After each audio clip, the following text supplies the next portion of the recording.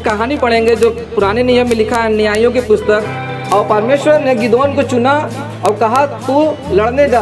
Hallelujah.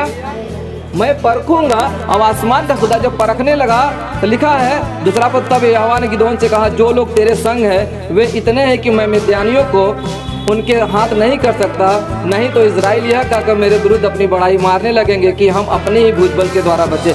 ये जीत मेरी हुई, आसमान के खुदा की ओर से नहीं है। तभी परमेश्वर ने कहा, लिखा, इसलिए तू जाकर लोगों में यह प्रचार करके सुना दे, जो कोई डर के मारे थरथराता हो वह गिलाद पहाड़ से लौट कर चला जाए। तब 22,000 लौट गए। हालेलुया। 22,000 लोग चले गए। परमेश्वर हमारे और आपके भी जीवन में परखता है कि कितने प्रभु में है और कितने पीछे चले जाते हैं। कितने चले गए? 22,000 लोग वापस चले गए। सोच के देखिए आगे। फिर परमेश्वर ने गिदोन से बातें करने लगा। गिदोन से कहा नहीं, अब भी बहुत ढेर सारे हैं। कहा नहीं, अब भी तुझे परखने की जरूरत है। गिदोन से परमेश्वर कहने लगा जो तैयार है उन्हीं से मैं जीत दिलाऊंगा। यह न्यायों की पुस्तक 7 अध्याय 14 लिखा है।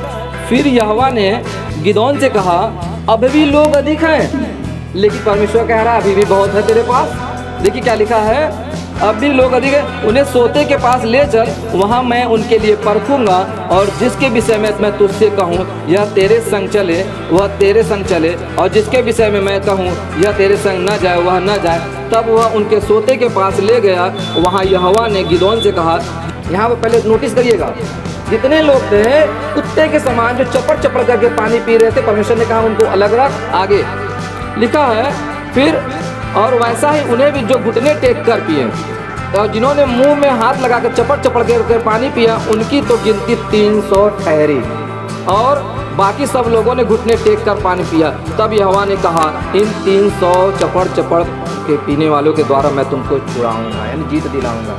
दुश्मनों को हराने के लिए अगर हमें और आपसे कोई कहे कि और आदमी पीछे चले जाए, तो हम कहें प्रभु हमें और आदमी दीजिए। लेकिन आसमान का खुदा जीत दिलाने के लिए, दुश्मनों को हराने के लिए, तभी तो बाइबल में नए नियम में लिखा है ना, बुलाए तो बहुत पर चुने हुए। हालेलुया। बुलाए तो बहुत है लेकिन चुने हुए थोड़े हुए। ये हमें और आपको जानना होगा कि हम चुने हुए हैं, हम मसीह में हैं, दौड़ लगा रहे हैं, चल रहे हैं युद्ध के लिए। सभी मसीह कर रहे थे, सभी प्रभु कर रहे थे, सब युद्ध के लिए तैयार है। अब परमेश्वर जीत दिला रहा है कितने लोगों से? 300 लोगों से। आसमान का खुदा जो सर्वशक्तिमान है, जो हमारे बीच में है, जिसकी कुव्वत इतनी है, जिसके आगे स्वर्गदूत सजदा करते हैं, अपने पंखों को छुपा लेते हैं कहीं ऐसा ना हो कि उनका चेहरा जल जाए, उसकी ताकत अपरंपार है अगर हम विश्वास करें तब। हालेलुया। हालेलुया। तभी तो देखो बाइबल क्या कहते हैं, नीति वचन निकालिए। एक कहानी है, एक छोटा सा झुंड नहीं है। आप छोटे बच्चे हैं, कम नहीं है, क्योंकि आप 300 लोगों में से हैं।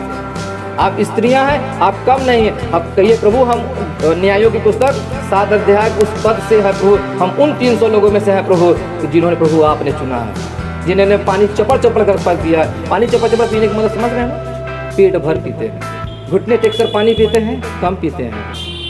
इसी वजह से, और पानी क्या, जब यह पानी, जब आत्मा का पानी, जब वचन का पानी हम पिएंगे तो हम 300 लोगों में से हैं। हालेलुया। हालेलुया। नीति वचन 21 अध्याय जल्दी से निकालें, 31 पद। नीति वचन 21 अध्याय 31 पद पढ़ेंगे। युद्ध के दिन के लिए घोड़ा तैयार तो होता है, परंतु जय यहोवा की ओर से मिलती है। मालूम है, अभी हम कहानी पीछे पढ़ा है ना, लेकिन जीत दिलाया कितने लोगों से? 300 लोगों से।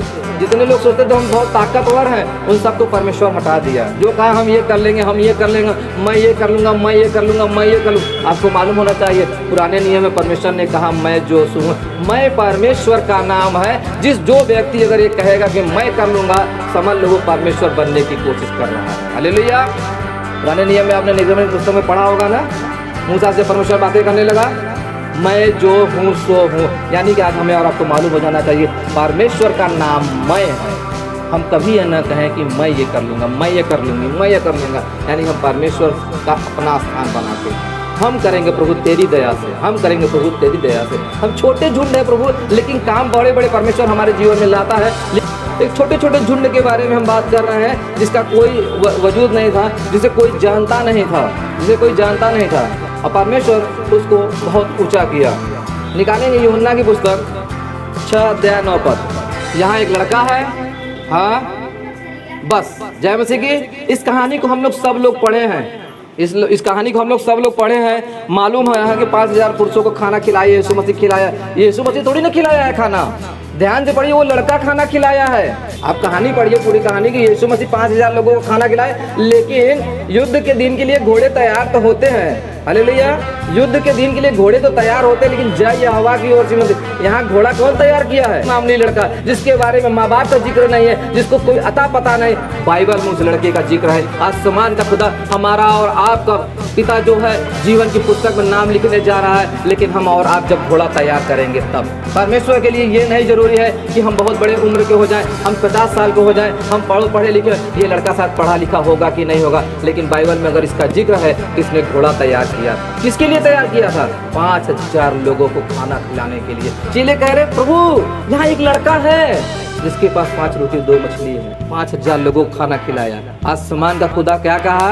अगर ऊपर वाली लाइन में पढ़ेंगे, जब चेले कहने लगे प्रभु शाम होने जा रही है और लोग बहुत थके हुए हैं, भूख भी लगी है, तो आसमान ने खुदा ने ये नहीं कहा कि मैं खाना, यीशु ने कहा तुम्हें इन्हें खाना दो। खाना हमें और आपको देना है लोगों को। अगर ये छोटा सा झुंड बढ़ना है, ये मत सोचिए कि हम बच्चे हैं, ये हम मत सोचिए कि हम पढ़े लिखे नहीं हैं। अगर हमें कुछ काम करना है तो घोड़ा हमें तैयार करना है, तो जीत यहोवा की ओर से मिलती। उसके चेलों में से पतरस के भाई अंद्रियास ने उससे कहा यहाँ एक लड़का है जो कि 5 रोटी 2 मछलियाँ हैं, परंतु इतने लोगों के लिए क्या है? यीशु ने कहा लोगों को बैठा दो। हालेलुया।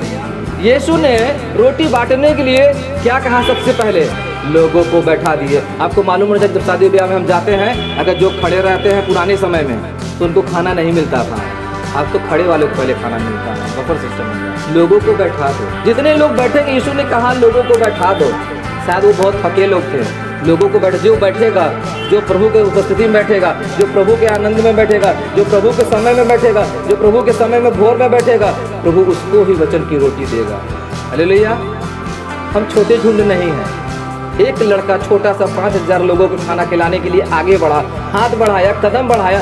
हम कदम नहीं बढ़ाते, हम मसीह में हो गए, बस हम तो हमारा स्वर्ग जाना तय हो गया, कोई बात नहीं, यीशु यीशु धन्यवाद। नहीं, आसमान का खुदा कहता है नहीं, तुम्हारा बचना काफ़ी नहीं है जब तक लोग ना बचे तुम्हारे जीवन से। पढ़ना लिखना कोई ज़रूरी मायने नहीं रखता परमेश्वर के लिए। आपको मालूम है पुराने नियम में मूसा से जब लोग बुड़बुड़ाने लगे, लाल समुद्र के पास चले गए, क्या तुम नहीं जानते पीछे मिस्री सेना थी, आगे लाल समुंदर।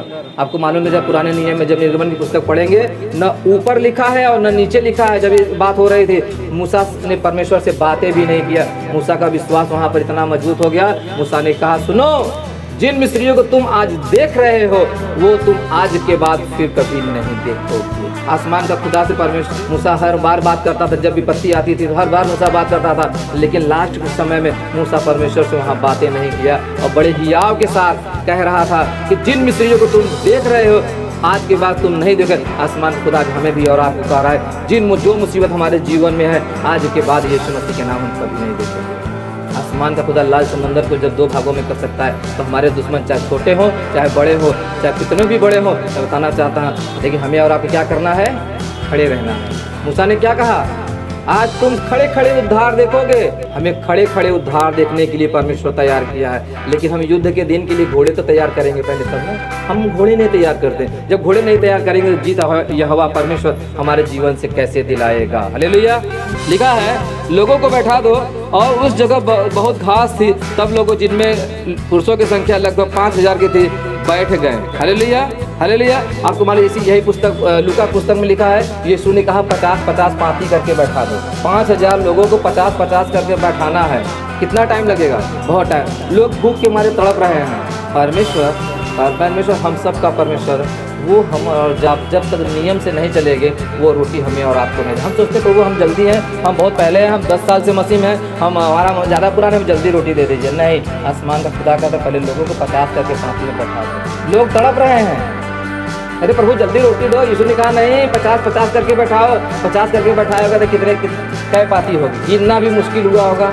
जब बैठ गए तब परमेश्वर रोटी दिया। मेरे बताने का क्या मतलब है कि परमेश्वर हमें आशीष देने वाला परमेश्वर है।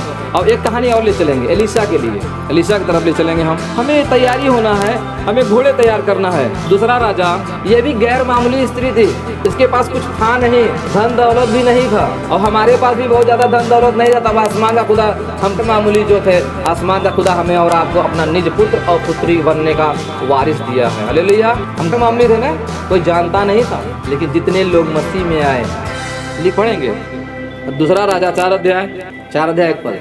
आपको मालूम होना चाहिए ये एक मामूली औरत थी, इसका पति भविष्यवक्ता था, ये मर गया इसका पति। एलीशा आया एक दिन और इससे बातें करने लगा, ये कहा मैं बहुत कर्जदार हूँ और लोग आए हैं मेरे बेटे को ले जाने के लिए। एलीशा ने क्या कहा, एलीशा ने क्या कहा, लिखा है एलीशा ने कहा तेरे घर में कुछ है? वो स्त्री क्या कही? बर्तन है, खाली बर्तन है। क्या लिखा है? एलीशा ने उससे पूछा मैं तेरे लिए क्या करूं, मुझे बता तेरे घर में क्या? उसने कहा तेरी दासी घर में 1 हांडी तेल को छोड़ो कुछ नहीं, और बर्तन भी नहीं था। उसने कहा तू बाहर जाकर अपनी सब पड़ोसियों से खाली बर्तन मांग ले और थोड़े बर्तन ना लाना, फिर तू अपने बेटों समेत घर में जा और द्वार बंद करके उन सब बर्तनों में तेल उड़ेलना, और जो जो भर जाए उन्हें अलग करना। और तब वह उनके पास से चली गई और अपने बेटों समेत घर जाकर द्वार बंद किया। तब वे उसके पास बर्तन लाते गए और वह तेल उड़ेलती गई। Hallelujah, hallelujah. इस कहानी से हम क्या सीखते हैं? ये स्त्री तैयार हुई, एलीशा ने कहा जैसा कहा ये तैयार हुई, और इससे कहा गया ये गई, क्या कहा गई? अपने पड़ोसियों के घर गई खाली बर्तन लाने के लिए, खाली बर्तन लाने के लिए। आपको मालूम है इस कहानी में लिखा है तेल नहीं खत्म हुआ, बर्तन खत्म हो गया। और बाइबल में लिखा है इसमें कि लिखा है कि जो बर्तन जो तेल से भर जाए उसको अलग कर देना, उसको अलग कर देना। यानी आसमान का खुदा का जो अभिषेक जो हमारे ऊपर है वो खत्म नहीं होगा, भले ही हमारे घर का बर्तन खत्म हो जाए। ऐसा परमेश्वर है, लेकिन हमें और आपको युद्ध के लिए तैयार होना है। उसका तेल नहीं खत्म हुआ, उसका अभिषेक हमारे जीवन में कभी नहीं खत्म होगा। चाहे हम अगल बगल वालों को सुसमाचार सुना दें, चाहे पड़ोस को सुना दें, चाहे 4 घर आगे सुना दें, लेकिन उसका अभिषेक खत्म नहीं होगा। जब तक हम सुनाते रहेंगे, जब तक बर्तन में तेल भरते रहेंगे, आसमान का खुदा तेल भरता चला जाएगा, क्योंकि उसकी खुदावंद वो यीशु मसीह है जो हमारे लिए जान दिया है, जो हमारे लिए कोड़े खाए हैं, जो हमारे तीसरे दिन जी उठा है, उसकी कुव्वत है ये।